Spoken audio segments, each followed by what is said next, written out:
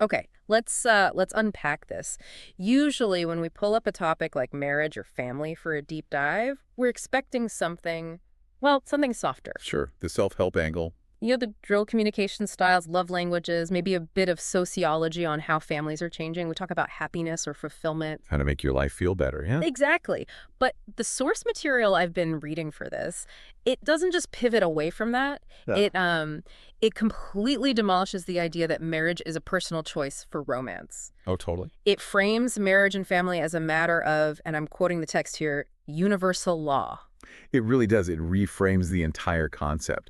We are not talking about happily ever after in the Disney sense. No, We're talking about cosmic engineering, the structural integrity of the universe itself. So just to set the stage for you listening, Right.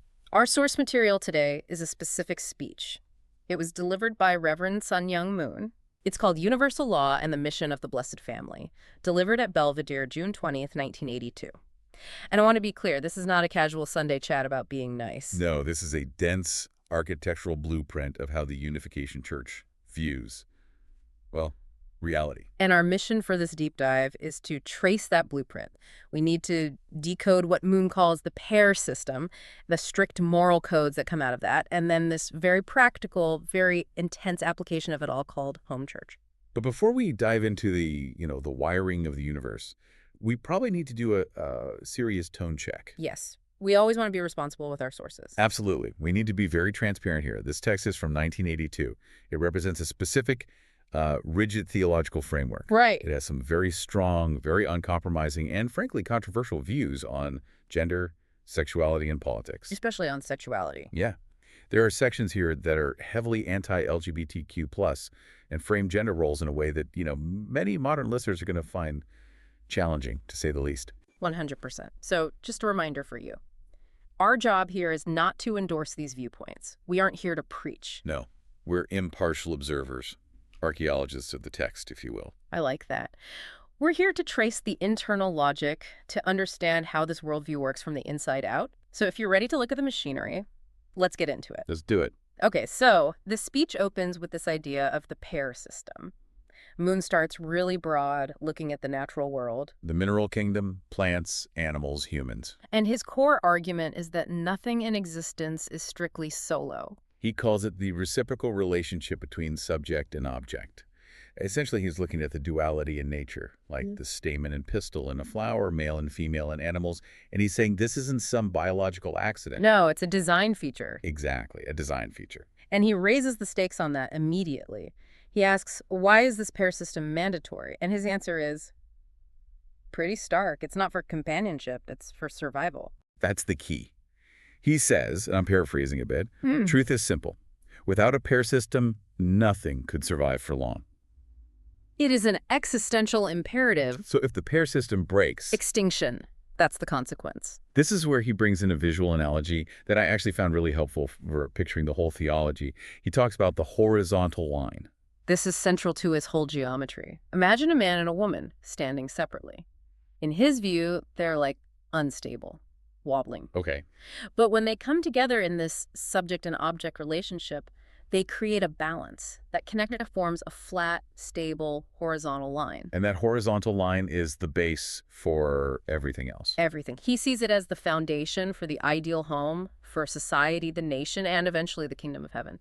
If you don't have that balance, in his view, the whole structure just can't stand. The foundation cracks. The foundation cracks. He even gets into biology to try and prove his point about this design. There's this story about him picking up his wife, who the movement calls mother, from the hospital, right? And he gets into this deep conversation with a doctor about the womb. And this is his argument against atheism, really. He's fascinated by the mechanics of pregnancy. The doctor explains how the worm is normally tiny, but it has this incredible elasticity. It expands like a balloon, becoming almost transparent because it's stretched so thin, but it's still strong enough to hold a baby. And Moon looks at that and just says, that is truly mysterious. He asks, how can atheists accept that mankind came into being by accident? For him, that biological complexity is the proof. Proof that there's a designer and that this designer specifically built the pair system on purpose. Which leads directly to the why. If the universe is built in pairs, what is the pair supposed to do? And this is where that whole romantic bubble gets popped pretty fast. Oh, yeah. He flat out says joy is not the ultimate purpose of marriage. You might feel joy, sure, but that's a byproduct. It's not the mission. The mission, the goal, is two things. Survival of mankind, and this is a really interesting one, the improvement of the species. It's almost like a spiritualized evolutionary argument. He talks about leaving behind an improved generation. Right. The idea is you want your children to be better than you. You're a stepping stone for the next level of the lineage. And he has a very, let's call it a practical way of praying about this. Did you catch the prayer he suggests couples should say? I did. It's quite specific. He suggests praying something like, God, my spouse has ugly ears but lovely eyes. Please combine our good parts and create your masterpiece. It's funny, but it really reveals the theology. The child is the fruit of the parent's love. But it's more than just a biological thing. This is where he introduces the vertical line. So we had the horizontal line, the couple. Now we've got the vertical. Break that down for us. Okay, so the vertical line represents time and lineage. It connects the past, the present, and the future. The past is God and your ancestors, your grandparents, great-grandparents, all of them. And the present is the parents. Future is the children. Exactly. And Moon argues that you cannot disconnect from this line. You're a link in a chain. So if you deny your parents, You cut off the past. If you refuse to have children, you cut off the future. He says it's just illogical to deny either one.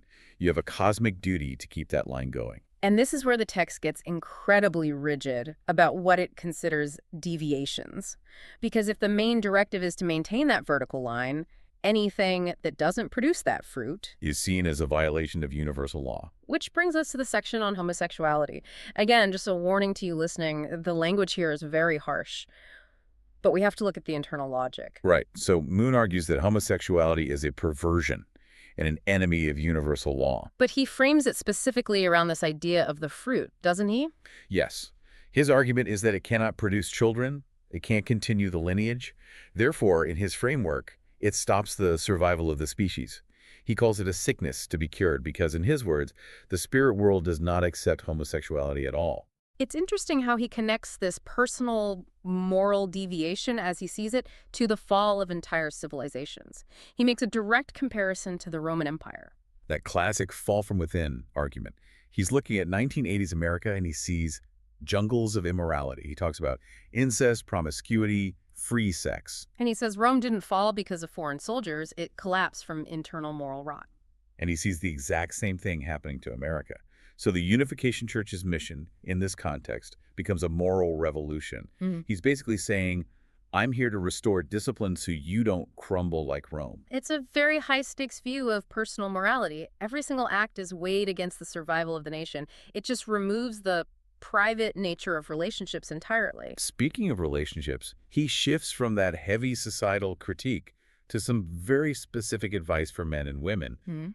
And honestly, some of this advice to men is, well, it's strategic. The bean analogy. Yeah. He tells men, be careful, don't show your wife too much love at the start. He says to start with love the size of a bean. Then a tennis ball. Then a football. And eventually you can give the universe. But he warns them, if you give the universe first, you have nothing left to give. It's an interesting insight into how he sees relationship dynamics, that there has to be a progression. He thinks if you pour everything out on day one, the only way to go is down, and that leads to disappointment. But he also ties this into some pretty essentialist views on gender. He's got this whole section on eyeglasses. Right. His theory on perception. He claims women have an advanced sense of comparison and analysis. He tells this little story about walking down the street with his sister. And a good-looking guy walks by. And in one single glance, his sister analyzes everything. His eyes, his ears, hair, clothes, all of it. He calls it a photographic memory for social details. And his conclusion is that women are natural analysts. So he tells the men, wear the eyeglasses of women. Meaning, try to see the world through that detailed analytical lens so you can understand them. But what's interesting is he tells women not to wear men's glasses. He wants them to keep wearing their own glasses to critically analyze the true nature of men. He also has some unique takes on fashion, specifically high heels. Ah, the kiss shoes. He literally calls them kiss shoes. His theory is that high heels exist because women are generally shorter and the shoes lift them up to the proper kissing level. It's this strange mix of, biological determinism and social observation. He also sets up this dynamic where the woman is the harmonizer. Right. If the husband is a rascal or dull, It's the wife's job to advise him on his clothes, his laugh, his social skills. He wants to transform these dull men into brilliant husbands, but he definitely places the burden of that polishing on the wives. Which is a perfect segue to the methodology. We've got the theology, the pair system, the moral code, so how do they apply this to the real world? And this is where we get to the concept of home church. And if you're picturing a Bible study in a living room with snacks, that is not what this is. This sounds more like a military occupation strategy. In a way, it is. Home church isn't a building. It's a territory, a mission. The text describes it as a specific area, maybe 360 homes, where a member is assigned. That member is the Messiah for that specific zip code.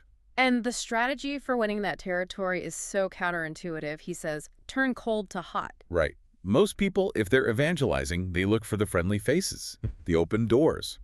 Moon says do the opposite.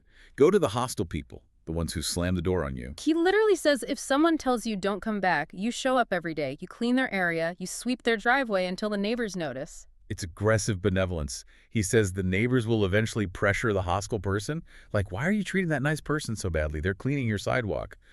It's conquering through service. And this ties into his idea of indemnity, right? This theological concept that you have to pay a price to restore things. Exactly. And he uses a geopolitical analogy here that's really fascinating from 1982. Winterism versus summerism. Okay, unpack that. He equates communism with winter, cold, harsh, northern climates.